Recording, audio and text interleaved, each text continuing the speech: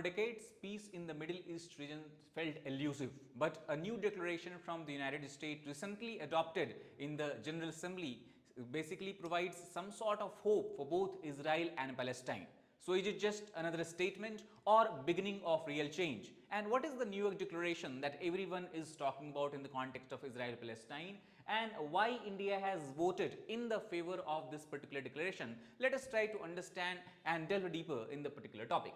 Now, to give you first of all the context of this particular issue, recently in the United Nations General Assembly, India has voted in the favor of New York Declaration. Now, the full name of New York Declaration is the endorsement of New York Declaration on the peaceful settlement of the questions of Palestine and implementation of the two-state solution. Now, what is two-state solution? We are going to discuss about that also in a while. But overall, if you try to understand, this particular declaration and statement was adopted or basically introduced by France, and this was in the beginning of the July 2025, where first time countries talked about it, and also it was first of all brought in the meeting that was co-chaired by Saudi Arabia, and finally in the United Nations General Assembly it was adopted yesterday, that is on 12 September 2025.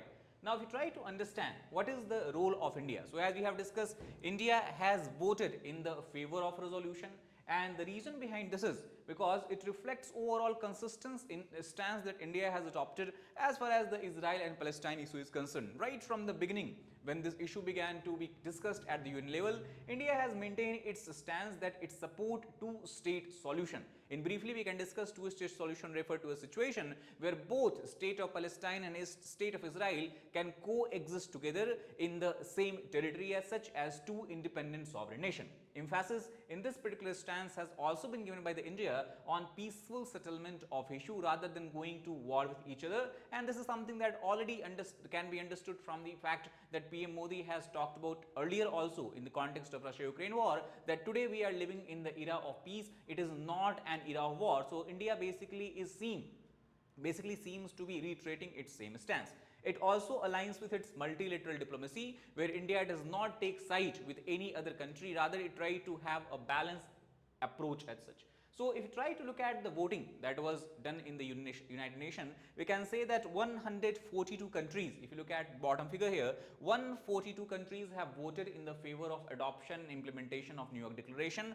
Only 10 countries have voted against this, and in these 10 countries, obviously, Israel itself is the one, and then the staunchest ally of Israel, United States of America, can also be seen here. Apart from that, small countries which largely are guided by US interest or US direction is the Palau, Papua New Guinea, Paraguay, Hungary, and all these countries as such. But majority of the countries we have seen voting toward the resolution.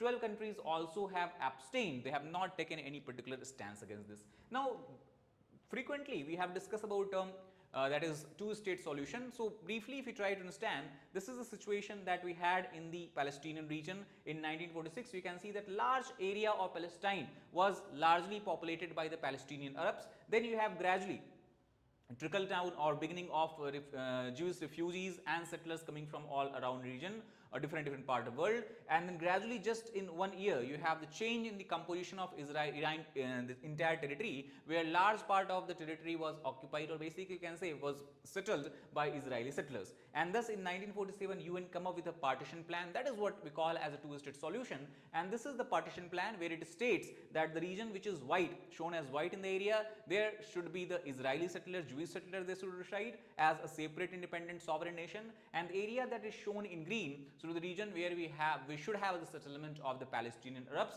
one on the western bank side, other on the Gaza Strip as such. This is what we are calling as a two-state solution.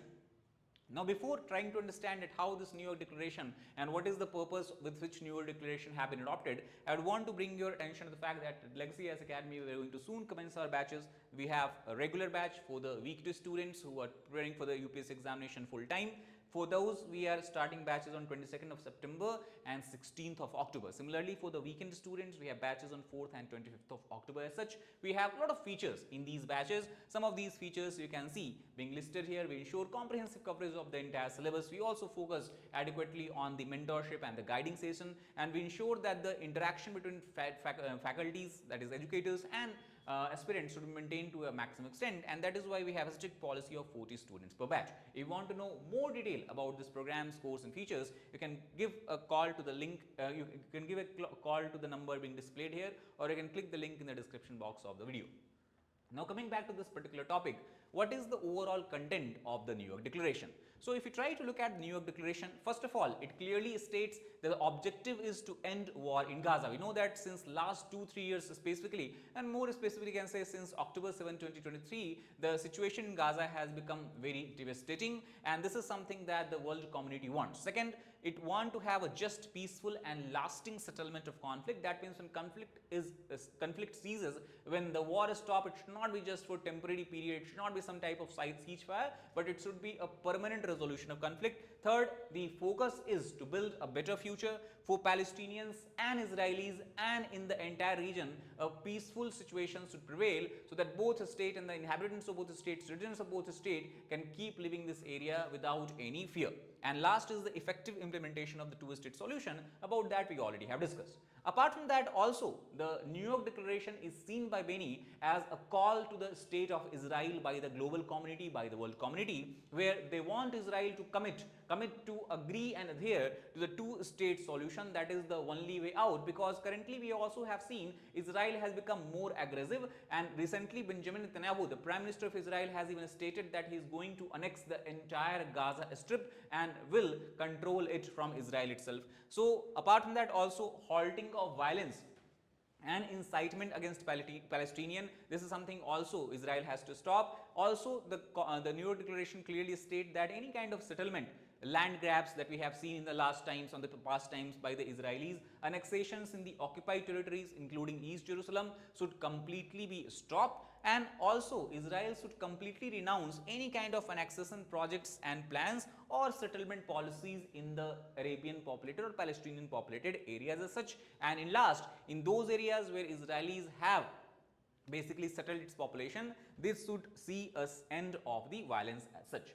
Now this entire declaration, in other way if you try to understand, apart from giving a call to Israel, can also be understood as an affirmation of the Palestinian rights. We know that Palestine, we talk about, we talk about since 1948, has always basically discussed about the right of self-determination, and this was questioned because earlier we know that Donald Trump also has come with a idea that all the Gaza population, whether basically refugees of Gaza, should be settled in the nearby Arabian countries, and Gaza can be converted as something that he refers as a Riviera on the Mediterranean. That also has grabbed a lot of eyeballs, and it has created a lot of furor among the Arabian countries as well. So basically this declaration adoption is nothing but a type of support for Palestinian self-determination, and also it is important. It also deals with the important question and important issue that Gaza is integral to the Palestinian state. It cannot be annexed and can be controlled by Israel as such. Gaza must be unified with the West Bank, and collectively both these territory should be what we can call as the state of Palestine. And last, it rejects any kind of occupation,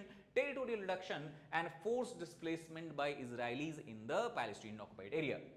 In global context, if you try to understand, obviously, though the conflict in Middle East seems to be regional as far as geographical limitations is concerned, it has a grave threat to peace and security in the entire world itself. And this declaration highlights terrifying human toll of ongoing war, where thousands and thousands of people have died due to the continuous war, and thus it provides kind of warning, we can say. Without decisive measures and guarantees, conflict will deepen and peace will remain elusive, and this is something that UN, with the participation of 142 countries, are trying to change. Now, as far as again India's stance is concerned, if you try to conclude it, we have to understand India stands with majority of the world in this case for peaceful resolution and settlement of the process, and the UN resolution, the vote in favor that India has put in the UN resolution reaffirms urgency to the two-state solution, and also India has acknowledged that Gaza war is central to not only Israel-Palestine issue but to the entire globe as well, so it has global ramifications, and thus the path toward a peaceful settlement can only pass through the diplomatic effort by ending the violence and also bringing international community to act as a guarantor that none of these countries will further violate the agreement and further will try to increase the area apart from whatever has been assigned to them under the two-state solution. That is all about this particular video. If you like the video, please hit the like button, share it with fellow aspirants, as well as subscribe to our channel for more successful content. Thank you very much.